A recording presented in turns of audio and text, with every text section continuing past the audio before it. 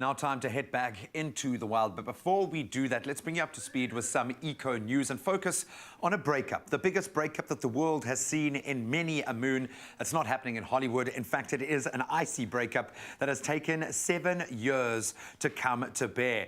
It's a massive iceberg weighing trillions of tons, and it's just separated from Antarctica. Since 2010, researchers have been monitoring the huge rift that started to develop in the Larsen Sea ice shelf. The crack grew to well over 100 kilometers in length, finally snapping off, creating a, get this, 5,800 kilometer iceberg named A86. Doesn't sound that menacing.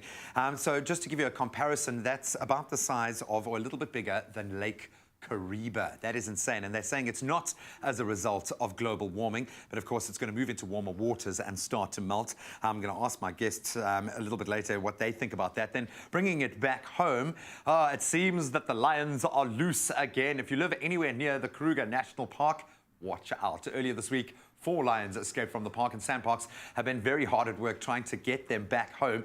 It was reported, however, on Tuesday that the lions had been sighted south of the park in mountainous terrain, so that means they shouldn't hopefully pose a threat to humans. But seriously, what would you do if you found a lion in your backyard? Well, that's a perfect cue for us to head back into the wild. And it gives me an opportunity to welcome my 2 guests this morning, Louw, Pienaar and Andrew Partridge, here from the Department of Agriculture. And I'm going to get your thoughts on this, guys, because I think we have this misconception that the Western Cape is the only part of South Africa or Southern Africa that should be worried about our changing climate at the moment and the drought that we're currently in the grips of. But it seems that the African climate is changing, and it's been changing for a while. And obviously this has a massive knock-on effect when it comes to agriculture. We have to certainly connect with all of our farmers out there at the moment who have gone through probably some of the toughest years that they have faced. So maybe you can tell me if I'm on the money. Yeah, we're talking about a global average of 0.65 degrees in the past 50 years in terms of the temperature,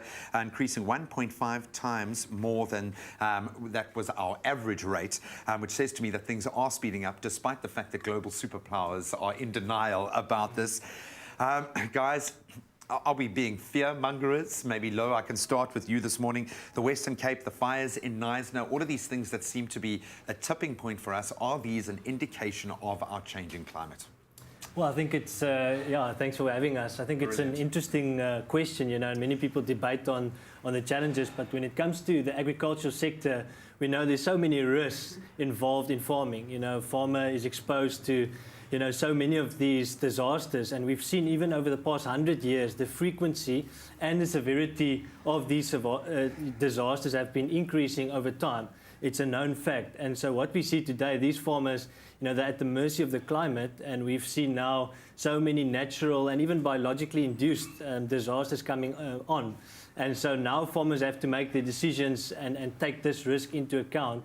And it's just been really a difficult time for many farmers, because now they have a big time lag where they're actually investing lots of money, and now we have a drought which is really causing some big problems to farmers. Yeah, and they're not getting a return on that. How serious is the drought? What knock-on effect is this having to the country, Andrew? So we're seeing, as Louw mentioned, these disasters are increasing not just in frequency but also in the severity. Yeah. And this obviously poses a serious threat. It can damage, wipe out your whole crop. It can destroy your livestock. And then we're also seeing, so as this serious risk is becoming greater and greater, as people choose their own livelihood options, if we don't have mechanisms in place where you can effectively deal with that risk, less people are going to choose to go into farming. So if it's not something that we deal with and we're able to effectively manage, then we're going to see less people going into farming, and worryingly less youth going into farming, which could be have serious implications later on. Yeah, for such a long time, this has been one of the backbones of South Africa's economy, yes, but I think a badge of honor in the way that South African farmers have helped to grow and build this country.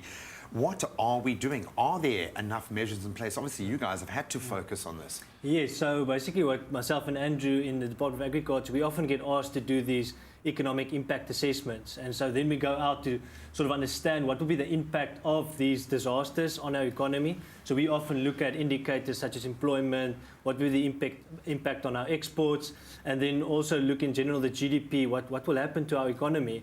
And so in this situation now with the drought, we've seen massive impacts of the drought. And of course, it's not only regional in the Western Cape, because many people ask and say, no, but it's only issue in the Western Cape.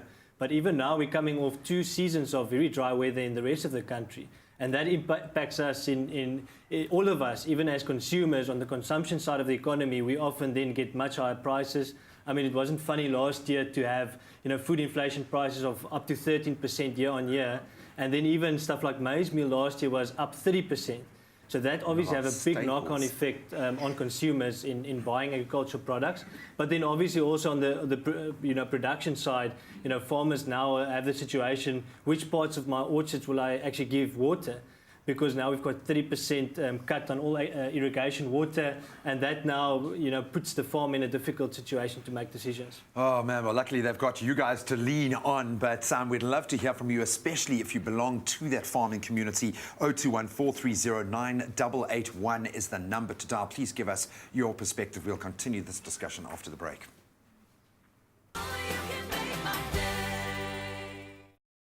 It's my feel-good breakfast show. Welcome back. Thank you so much for joining us as we continue our exploration into the wild.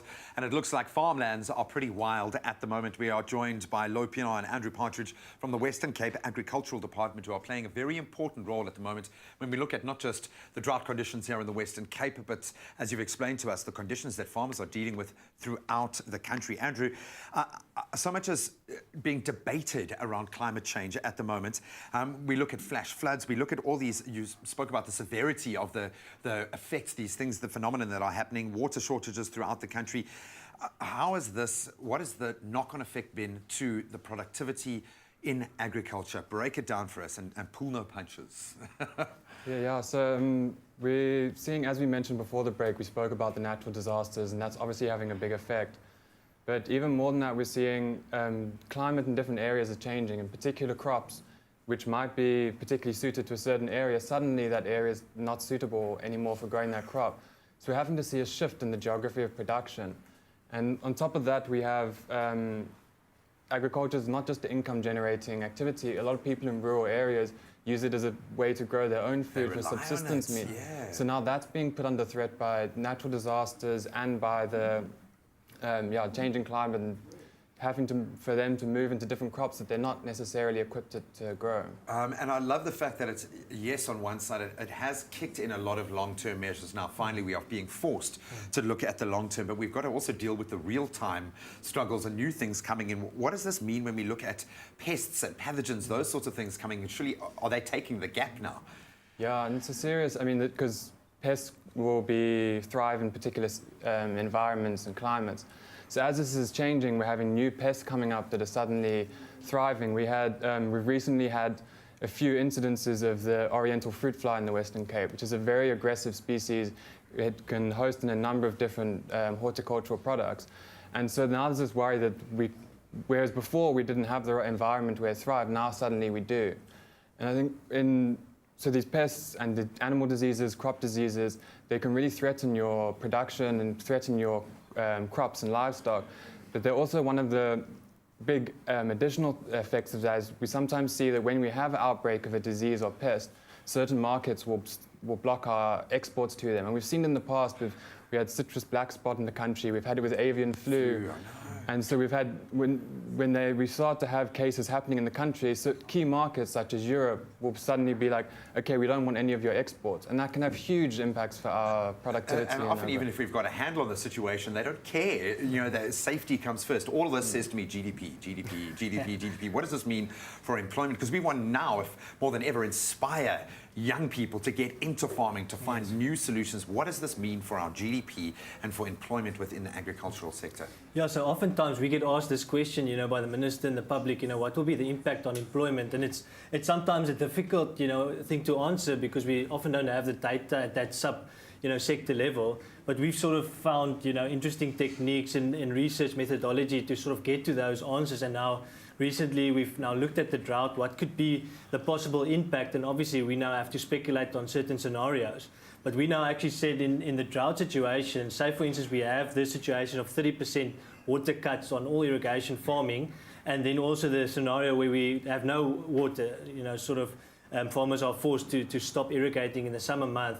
that could have a huge impact in employment. So what we see in the agriculture sector in the Western Cape, we've got about 240,000 people working in the agri sector, and then also another 250,000 that works in the agri-processing sectors. So that's already about 18 or 19% of all workers in the province. Now, if we have a situation we're actually forced not to be able to irrigate, it can actually cause up to 20,000 jobs to be lost in one specific production season. So it's obviously a big worry, and farmers now have to make those difficult decisions. We need to get best practices in place right now. We'd love to hear from you if you have any questions. 021 430 9881.